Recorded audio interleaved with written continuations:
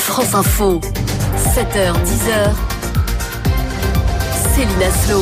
7h10 sur France Info, je vous souhaite un très bon début de journée en notre compagnie. Dans un instant, on va revenir sur le discours d'Emmanuel Macron sur la fin de l'abondance, discours qui a crispé l'opposition, c'est ce que nous dira Julie-Marie Lecomte. Et puis avec notre invitée Sandra Wabian, sociologue, directrice du Crédoc, on verra ce que ça implique concrètement pour les consommateurs. Bonjour Louise Buyens. Bonjour Céline, bonjour à tous. C'est à vous tout de suite pour le Fil Info.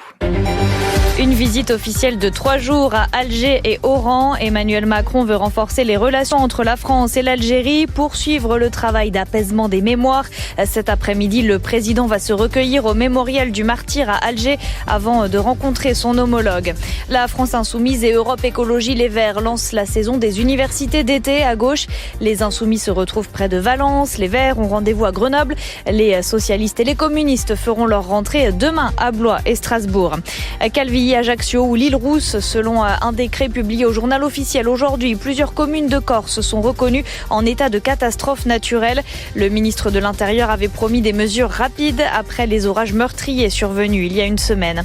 La fin du suspense pour le PSG et l'OM qui vont connaître ce soir leurs adversaires en Ligue des champions de foot.